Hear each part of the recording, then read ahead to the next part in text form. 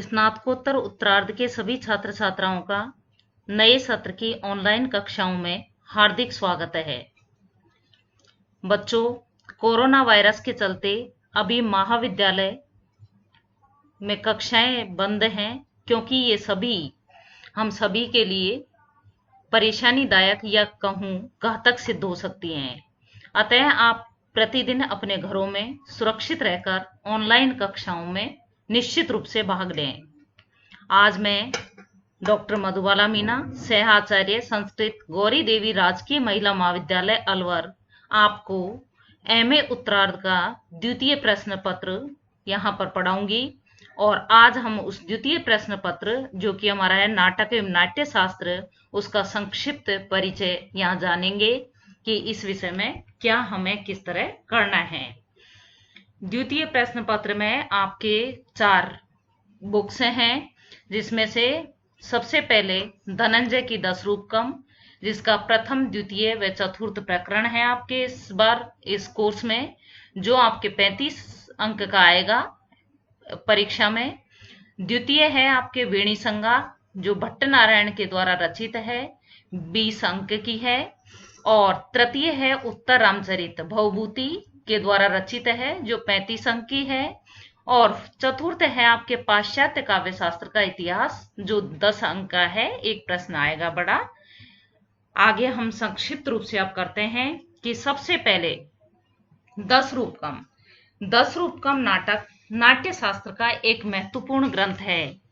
इस ग्रंथ में 10 मुख्य रूपों या रूपकों का वर्णन है, अतः यह 10 रूपक कहलाता है। नाट्य शास्त्र में अत्यंत विस्तार से वर्णित नाट्य संबंधी सामग्री को संक्षेप में किंतु विशद रूप से प्रस्तुत करना आचार्य धनंजय का लक्ष्य है। 10 रूपक पद्य में रचना है। अधिकतर पद्यों में अनुष्टुप छंदों का प्रयोग किया गया है। 10 रूपक में बहुत कम शब्दों में नाट्य के मंतव्य को समझाया है। छोटे छोटे समास हैं और समासों की विविधता छंद निर्वाह में बहुत सहायक सिद्ध हुई है। इसमें 4 प्रकाश हैं, जिनमें से इस बार आपके सिलेबस में प्रथम प्रकाश, द्वितीय प्रकाश और चतुर्थ प्रकाश है। प्रथम प्रकाश, इसका प्रारंभ श्री गणेश, विष्णु तथा भरत मुनि को नमस्कार करके सरस्वती की कृपा से ग्रंथ रचना में प्रवृत्ति, रचना का उद्देश्य तथा नाट्य एवं काव्य का प्रयोजन बताया है। साथ ही 10 रूपकों का उल्लेख करके रूपकों के भेदक तत्व, वस्तु, नेता, रस का भी यहाँ निर्देश किया गया है। 10 प्रकार के रूपक बताए हैं। और द्वितीय प्रकाश में नायक नायिका के भेद प्रभेद और उनके विविध व्यापारों का वर्णन किया गया है। साथ ही चतुर्थ प्रकाश में 10 प्रकार के रूपकों में नाटक ही प्रमुख बताए गए हैं। और 10 रूपक का उद्देश्य जो रूपक के रचना विधान का विवेचन करना है। इस प्रकाश में जो चतुर्थ प्रकाश है, उसमें आपके रस योजना आदि का विशद वर्णन किया गया है।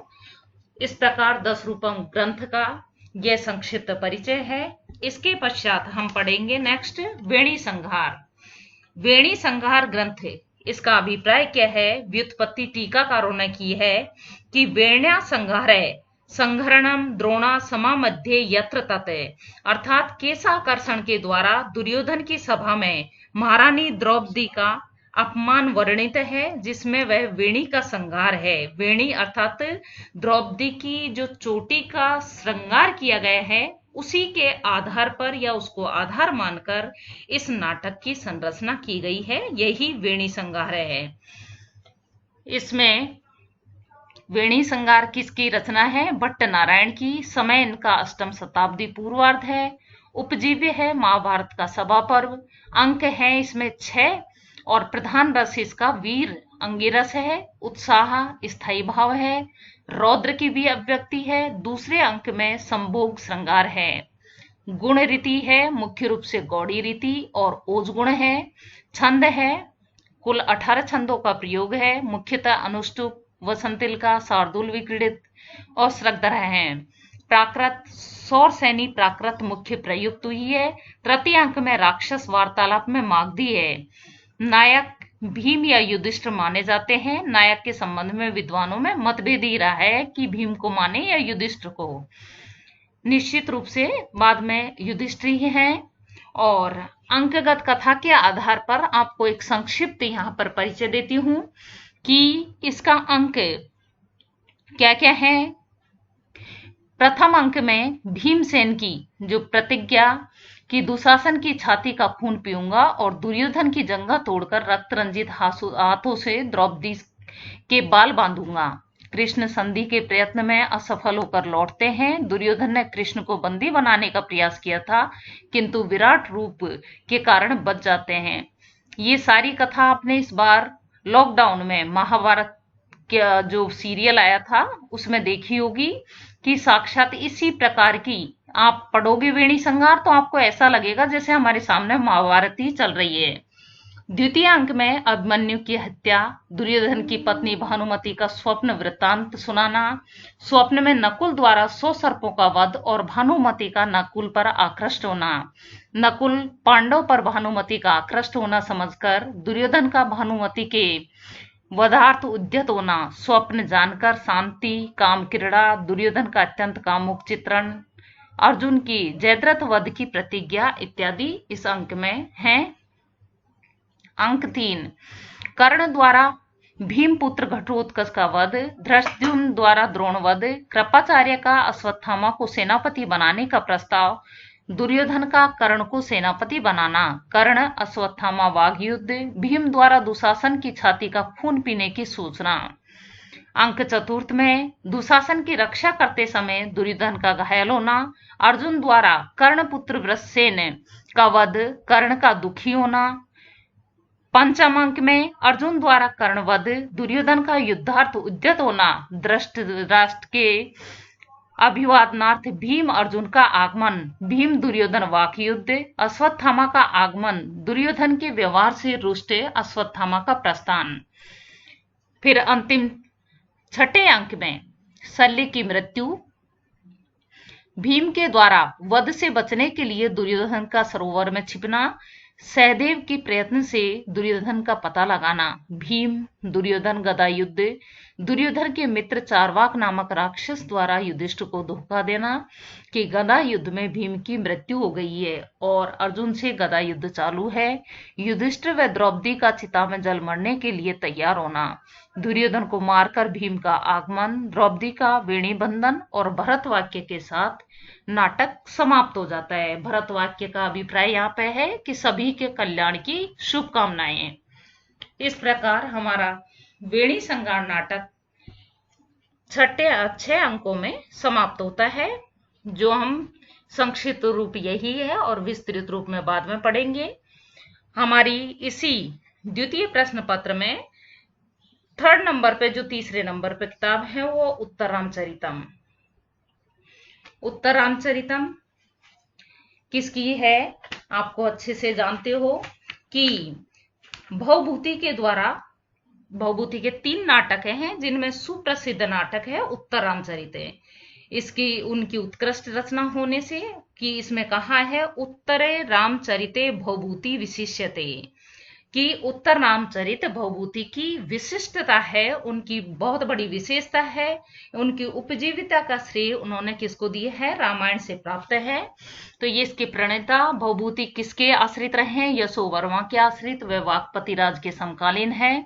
उपजीव्य है पद्म पुराण एवं वाल्मीकि रामायण। रामायण के उत्तर कांड के सर्ग 42 से 97 तक वर्णित कथा पर आधारित है। अंक इसमें 7 हैं। प्रमुख रस है अंगी करुण रस है, जिसका स्थायी भाव शोक है। संभोग, विप्रलम, श्रृंगार, वात्सल्य, वीर, अद्भुत, रौद्र, भयानक व शांत रस अंग रूप में है। रीति गुण करुण प्रसंगों में वैदर्भी रीति, वीर में गौड़ी, करुण प्रसंगों में प्रसाद माधुर्य, वीर में ओज गुण का निवेश है। शैली व्याख्यात्मक, विवरणात्मक व वाच्यार्थ प्रदान है। अभिधा वृत्ति प्रमुख है व लक्षणा व्यंजना न्यूनतम है। अलंकार कुल 38 अलंकारों का प्रयोग है। उपमा, उत्प्रेक्षा, काव्यलिंग, रूपक, अर्थांतर, न्यास आदि प्रमुख हैं। छंद कुल 256 है। श्लोक जिनमें 19 छंदों का प्रयोग है। छोटे छंद अधिक प्रयुक्त हुए हैं। सर्वाधिक अनुष्टुप 84 एवं शिखरणी 30 हैं। प्राकृत केवल सौरसेनी प्राकृत का प्रयोग है। अन्य विशेषताएं इसमें कुछ दी हैं कि जैसे पृथ्वी, गंगा, गोदावरी, वासंती, वन देवता आदि प्राकृतिक तत्वों का मानवीयकरण किया गया है। मानवीयकरण का अभिप्राय क्या है कि इनको एक स्त्री पात्र के रूप में, पुरुष पात्र के रूप में बिल्कुल समक्ष दिखाया गया है। जैसे कि पृथ्वी भी स्त्री बन के आपने सामने बात वार्तालाप हो रहा है उनका।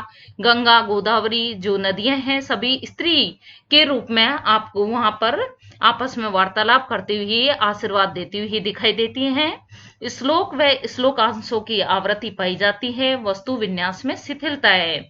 विदूषक का अभाव है, जो अधिकांश संस्कृत नाटकों में विदूषक होते हैं क्योंकि वो एक हंसी का पात्र होते हैं या राजा का सहयोगी होते हैं, जो नाटक में रस का, या यूं कहूं कि एक उसमें आनंद लाने का कार्य करते हैं, राजा के सहयोगी की भूमिका निभाते हैं। और लेकिन यहाँ पर इस तरह का कोई कार्य नहीं है क्योंकि यहाँ पर श्री राम का एक तरह से सीता का वियोग में दुखी होना, वो सारी चीजें हैं। तो यहाँ पर विदूषक का अभाव है, अनविति त्रय का अभाव है, सभी पात्र आदर्शवादी हैं, नायक अधीर है। यह काव्य का दोष है। कैसे है कि नायक भगवान श्री राम, भगवान होते हुए भी जैसे ही माता सीता से वियोग होता है तो वो इतने दुखी हो जाते हैं कि प्रकृति से वार्तालाप करते हैं। सामान्य पशु पक्षी जो कोई मिलता है तो उनसे एक अपना धैर्य खो देते हैं और दुख का पारावार उनका भी बहुत अधिक वेग से बढ़ता है। तो ये काव्य का दोष है। और इसकी अंकगत जो कथा है वो कैसे कि सबसे पहले जो प्रथम अंक है उसका नाम इन्होंने चित्र दर्शन रखा है। चित्र दर्शन अर्थात राम चित्र विधि में सीता को विवाह से लेकर अग्नि शुद्धि तक के चित्र दिखाते हैं। सारे चित्र देखते हैं, अपन भी देखते हैं एल्बम में फोटो। लोकापवाद के कारण सीता का परित्याग करते हैं। और अंक 2 में पंचवटी प्रवेश, वन में लव और कुश का जन्म होता है, राम द्वारा अश्वमेध यज्ञ करना, लक्ष्मण पुत्र चंद्रकेतु का अश्वरक्षक होना, संबुक वध इत्यादि कथा पंचवटी प्रवेश द्वितीय अंक में है। अंक तृतीय छाया सीता का, छाया सीता है कि राम का पंचवटी में पुनरागमन, पूर्व घटनाओं को स्मरण कर मूर्छित होना और अदृश्य सीता द्वारा होश में लाया जाना, अश्वमेध यज्ञ में सीता की प्रतिमा रखना इत्यादि। चतुर्थ अंक में कौशल्या जनक योग, वाल्मीकि के आश्रम में जनक, कौशल्या, वशिष्ठ, अरुंधति का आगमन, बालक का दर्शन, अश्वमेधीय अश्व को पकड़ने हेतु लव का प्रस्थान इत्यादि कथा का विवरण किया गया है। पंचम अंक में कुमार विक्रम यानी लव द्वारा ब्रह्मास्त्र का प्रयोग, चंद्रकेतु और लव का युद्धार्थ तैयार होना। अंक 6 में सम्मेलन, लव और चंद्रकेतु का दिव्यास्त्रों से घनघोर युद्ध होता है, राम का आगमन, युद्ध बंद होना और कुश का आगमन। राम का यह अनुमान कि लव कुश सीता के ही पुत्र हैं। अंक 7 में गर्भांक है, उसका नाम वाल्मीकि के आश्रम में गर्भ नाटक का अभिनय, सीता को निर्दोष सिद्ध करना, कुश, लव, सीता व राम का मिलन, भरत वाक्य के साथ नाटक समाप्त होना। मैंने पिछले अंक में भी बताया, पिछले उसमें नाटक में वेणी संहार में संस्कृत नाटकों में आप जब भी देखोगे सकुशलता पूर्वक या एक आशीर्वाद के रूप में नाटक का अंत होता है भरत वाक्य के साथ, सबको शुभकामनाएं दी जाती है। और कवि ने यहाँ पर अद्भुत रसावलंबन करके नाटक को सुखांत बनाया है। इस प्रकार उत्तर रामचरित नाटक के यह 7 अंकों की संक्षिप्त कथा है। उसके पश्चात हम 4th नंबर पे आपके है इसमें पाश्चात्य काव्य शास्त्र का इतिहास, जिसमें है विरेचन सिद्धांत, अनुकरण सिद्धांत जो अरस्तु के द्वारा दिया गया है, उदात्तीकरण, अव्यक्तीकरण इत्यादि। ये आपके 10 अंक आएगा। इसमें कहा है कि पाश्चात्य काव्य शास्त्र यानी जैसे कि नाम से ही आपको स्पष्ट है कि समग्र पाश्चात्य जगत के साहित्य चिंतन का अध्ययन है। इसका विस्तार पुराने ग्रीस और रोम से लेकर यूरोप के इटली, फ्रांस, जर्मनी और इंग्लैंड के साथ रूस और अमेरिका जैसे देशों तक है। इसका इतिहास ईसा पूर्व 5वीं शताब्दी से शुरू होकर आधुनिक काल तक व्याप्त है। वैसे तो पश्चिम में सुसंबद्ध साहित्य चिंतन यूनानी दार्शनिक प्लूटो के विचारों से शुरू हुआ है, परंतु उनके पहले भी Xenophanes, Parmenides, Empedocles, Homers, Socrates आदि विचारकों के कथनों में साहित्य चिंतन बिखरे रूप में मिल जाता है। एक तरह से संबद्ध रूप में तो नहीं, लेकिन बिखरे रूप में है। और सच कहा जाए तो साहित्य सर्जन के साथ उनकी विश्लेषण प्रक्रिया भी चलती रहती है। इसलिए साहित्य शास्त्र संबंधी चिंतन के साथ साथ उनके सिद्धांतों का निर्माण और विकास का क्रम भी चलता रहता है। अनेक मतवाद बनते हैं और खंडित होते रहते हैं, अतएव इन सब का एक साथ अध्ययन होना जरूरी है। तो पाश्चात्य काव्य शास्त्र के इतिहास में मैं अभी बताया कि प्लूटो और अरस्तु से आरंभ होता है। जो आपके इस बार सिलेबस में यही है कि विरेचन सिद्धांत, अनुकरण सिद्धांत अरस्तु के द्वारा, उदात्तीकरण, अव्यक्तीकरण जब हम विस्तृत रूप से पढ़ेंगे तो इन सबको अध्ययन करेंगे और आपको बताएंगे। ये आपके 10 अंक का है। इस प्रकार आपके इस स्नातकोत्तर उत्तरार्ध के द्वितीय प्रश्न पत्र ये 4 किताबों में समाहित है, जो मैंने आप सभी बच्चों को बताया। अब आगे हम इसको धीरे धीरे एक एक लेंगे। सबसे पहले अपन 10 रूपकम पढ़ेंगे, उसके बाद में क्रम से जैसे भी आपको अच्छा लगे वैसा आप कमेंट करके और उसमें बता सकते हैं। मुझे किसी भी तरह की कोई चीज समझ नहीं आए, कोई बात समझ नहीं आए तो बच्चों आप अपना लिखें कमेंट में। धन्यवाद।